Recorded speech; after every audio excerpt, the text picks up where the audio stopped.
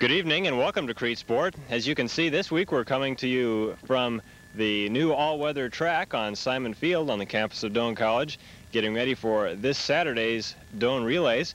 And joining me on the front straightaway here is the Doane Track coach Fred Beile, and we'll be talking about the new track and the Doane Relays and what went into the construction of this track and how important it is to Doane College. First of all, Fred, congratulations on the way the track looks and everything, and it really looks like quite a facility. I'm sure you must be very pleased with it. Well, yes, of course, Andy, it really is a boon to our program. We, not only just from the standpoint, obviously, recruiting, but also from the standpoint of training. We don't have to spend a lot of time getting the old facility ready. We spend about 3/4 of our time being maintenance people, and about 1/4 of our time being coaches. And now we walk out here and the lines are all down, as you can see, and staggers and exchange zones and everything. And aside from the fact that we can work out and compete in almost any kind of weather, we had a meet here last Tuesday with Nebraska Wesleyan, and it rained, I think, the entire meet. And I know that with our old track, we wouldn't have even thought about running a meet or practice either one. It would have just been impossible. We ran here and ran some comparatively decent times under some adverse conditions. So it's obvious that this whole facility is going to mean a great deal to our program in terms of quality of performance and the kind of track program that we can put together.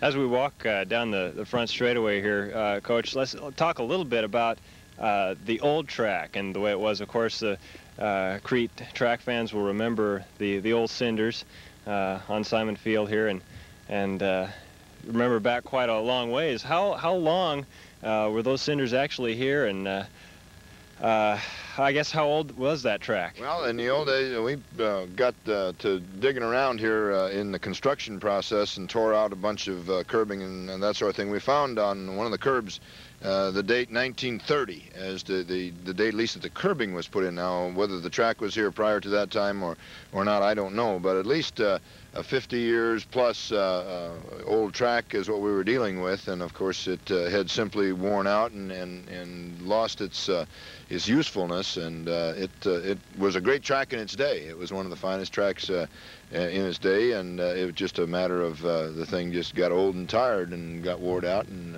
we just couldn't utilize it the way we wanted to anymore. Now, of course, the old track was of course, the 440-yard type, the old English type, and which, of course, in its day was the standard.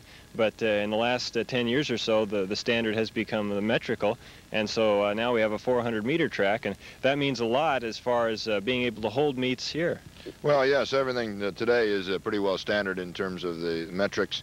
And it can be done. You can shorten up a 400-yard, 440-yard track to make it 400 meters, but it's not very satisfactory. And so when we constructed this new facility, we made an equidistant 400-meter track, and we decided if we were going to do it, we were going to do it right. And it took some jockeying around to fit it into the facility that we have. We were kind of hamstrung in terms of the space that we had to put the track in, and we had to do some juggling a little bit and made it longer this way and narrower crossways, and to get 400 meters plus the 8 full lanes that we wanted. The old track was only 6.5 lanes on the backstretch and on the north curve, and now we have 8 lanes all the way around, 8 42-inch lanes, and of course, like I said, it took some jockeying to get it done, but we think we came out with a pretty good facility.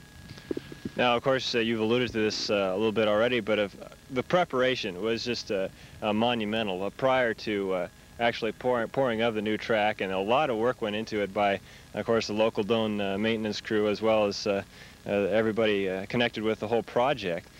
But of course, the curbing had to be torn out, and as you said, some things widened and part of the sod dug out and all that. So can you give us some idea of the actual magnitude of the project prior to all the pouring of the new surface? Well, the track itself, the old track we found it was 2 yards long.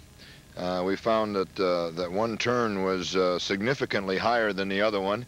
There were a lot of things that we found when we got to narrowing the backstretch to include the 8 lanes.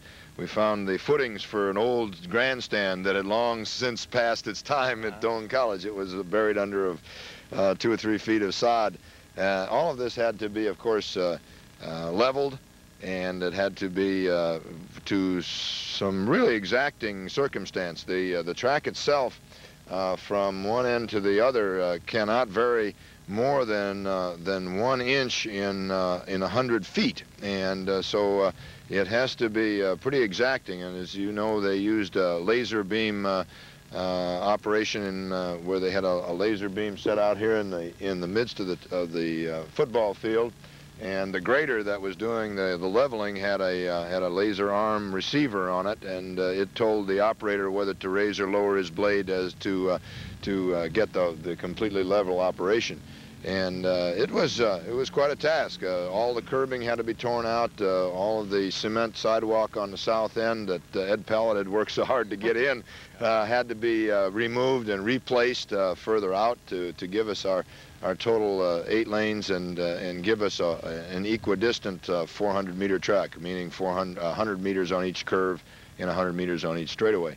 It was a terrific job, and the people who did the work, the construction company that did the work, Frank Elliott was the general contractor. He was a Doane graduate, is with the Resilite company that works out of Grand Island. Was the major contractor on it, and the people that he had working with him just did a terrific job. They worked very diligently on getting the thing done right, and which was the thing that we were concerned with. Now, you alluded to this a little bit already, but as far as one side of the track being a little higher than the other, it turned out that all this time the Doane runners have actually been running uphill a little bit. Is that right? Yeah, and in certain places, particularly on this curve down here, the south turn was quite a bit higher than the rest of the track, and we had kind of figured that out as we pulled the roller around the old track. The old Jeep would kind of grind a little bit, but we've got that all pretty well straightened out now, and I think that we'll be in fact, I know we are. We had architects and surveyors come in here and certify the track as being accurate and level, and being accurate distance, and had the whole thing we have certification papers in case anybody wants to question us as to where everything starts and finishes and whether we're running the right distance or not. Talking about the composition of the track itself, it's of course very different from the cinder surface, and although it looks like a regular parking lot asphalt surface, it's very different from that too. It's much softer, and it's almost spongy as the sun hits it on a fairly warm day, and of course it makes a big difference if you're running on it. Right. It is coated in asphalt. We have underneath this track there is a 4-inch layer of regular road asphalt, just like you'd see out on the highway, and then a 2-inch layer of what we call fine grading asphalt, and it is a sand and asphaltic oil composition, and then a 2-inch layer of rubberized asphaltic called Resilite, which is a combination of asphalt and vermiculite and latex rubber buffings. And then on top of that, what you see on the top here is a coat we call a seal coat, which is what amounts to pretty much a heavy latex base paint with latex particles mixed into it, and that is screeded on the top after the other coats have all been rolled and leveled and allowed to cure. Then they come in and screed this top surface here on, which gives us the sealing effect, so that the asphalt underneath does not oxidize, which is the problem, as I understand it, with the breakdown of most tracks of this type. And some of them have broken down. We ran at one here just yesterday at Fremont High School, where they did not coat the asphaltic running surface, and the track is just breaking up. There's enough gravel on the top, you like running on our old track with all that rock on it. As I understand it, the oxidization of the asphalt allows the rock and the sand and the rubber to break up and be washed away or blow away or whatever. with this seal coat, we think that we can keep that from happening and prolong the longevity of this track for a considerable period of time. Now, they claim that you'll have to recoat it depending on the amount of wear that you get, the number of meets that you have, the number of people that you have running on it, and length of season and that sort of thing. But they claim that you should recoat it about once every 7 years, which would mean, of course, relining it and remarking it totally. But as we see it now, as you indicated, as the sun gets down on it, you can feel, with your thumb pressure, some resilience in it, and the temperature out today is what, 65 at the most, 55 to 60, and I would suspect that we get a day out here, if it's 75 or 80, it's really going to be soft. You know, how long it'll hold together and how much tearing up will take place, we really don't know. We haven't worked on it that much. We haven't run on it all that much this year, and it'll be interesting to see how the thing stands up under heavy wear. Of course, aspect of all this is how the times are going to improve over the old cinder track. It has to be just a vast difference for the people running, and I don't know if you've had a chance yet to do any comparisons, but it must be a very big difference. Well, we think so. We really haven't had a chance to do any comparison. The weather has been so lousy this spring that we've only had one meet on it, so it'd be pretty hard to tell. We have noticed considerable difference in our relay exchanges, and our target zones are stretched out. We were normally running on the old track with a target zone of maybe 16 to 20 feet, and our target zones now are out to 20 to 25 feet, which indicates that our people are coming in at a higher rate of speed and are able to keep their feet under them and generate a lot more force. You know, it'd be probably hard to say, you know, that we're going to have all new records at some meet in the future, but I think that it will be, just common sense tells me that we were going to have better times. The old track, you get so much slippage, even with spikes on, it was very difficult to run any kind of quality mark. And the other side of it, of course, another thing that we've really noticed with the new track is in our 400-meter hurdles, particularly, the hurdle markings had been put on, I don't know when, back in the 60s. Mr. Papik and I put them on, I think, back a long time ago.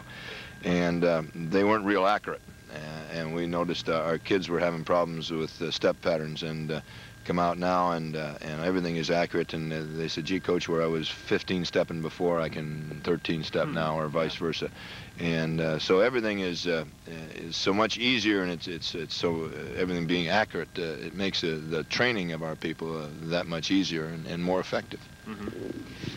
As far as what this is going to do for having more meets up at Doane, of course, in the last couple of years with the condition of the old cinder track, we really couldn't attract a lot of high school meets in, and also because of the metric versus English problem. But presumably we'll be able to have more high school meets up here as well. Well, I don't know. That's open to some question, I think, in terms of our hosting high school meets hasn't changed a whole lot from the standpoint that the biggest drawback to hosting large high school meets is the number of people, as you know, that it takes to run a meet-off. We're talking minimum number of officials at 40, and to find 40 people that would want to come out and spend a day working is very difficult, particularly the number of meets that we run indoors, and we call on a lot of volunteer help to help us there, and people just simply get tired of that kind of thing.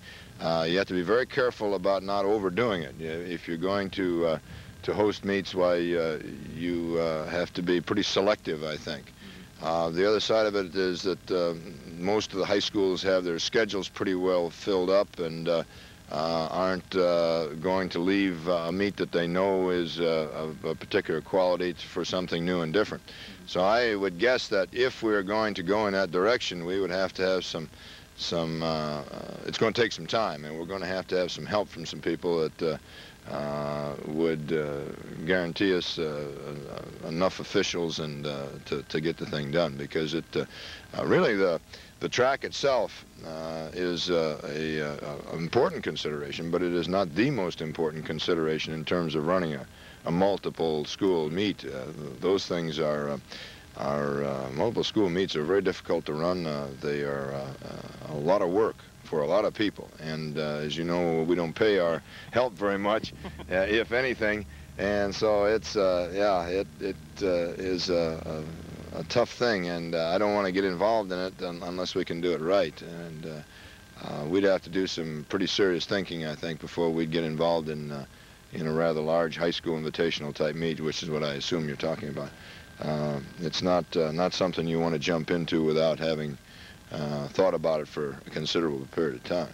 This coming Saturday on this very track, the Doane afternoon relays will be run. It's not the Doane night relays this year, Fred, but there are some very good reasons why that's the case. Right. When the Kansas Relays dropped the college division several years ago, we took the opportunity to move into this date, which allowed us then to run our conference meet, the NIC meet, on the first Saturday in May, and then move our District 11 meet to the second Saturday in May, and it made for a much better schedule.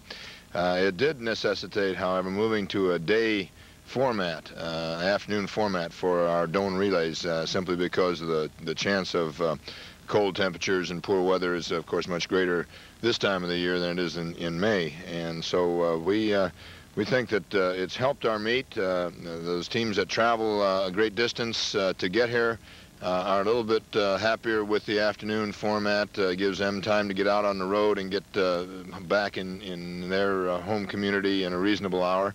And it, I think, is evidenced in the number of teams that we have this year. We have between 18 and 20 teams that have committed themselves to this meet, and some very good teams. I think the competition will be excellent. We have Northwest Missouri coming, full team, and they have excellent team there. The mile relay team is the college division champions of the Drake Relays last year, and they have a number of Division II NCAA qualifiers. We've competed against them several times this year, and they have an excellent team. We have Southwestern College from Winfield, Kansas coming. They have the first and third finishers in the National NAIA cross-country championships. So they'll be very strong in the distance races. Of course, all of our conference schools, in fact, all of the schools in the state of Nebraska, all of the colleges that have track and field are going to be here, and plus a number of schools from Kansas and Iowa and Missouri. So we think it'll be an excellent meet. We hope that the weather cooperates. If we'd get a day like it is right now, we'd be more than happy with it. It is perfect out here almost this afternoon, and we think if Saturday turns out that way, I think you'll see some spectacular marks. I believe that despite the fact that the spring has not been real conducive to good track, I think that the quality of people that will be here will run very well. Of course, as far as the different venues for the various events will go, the shot put area has been moved over to the south end of the football field. Right. We've moved our shot put ring, at least one of them, inside the football field, the south end zone. And we still kept our old ring, which is, of course, outside the track on the south end. It will allow us to have our shot putters warming up outside the area and then come in and throw their finals. I think it'll speed the event up.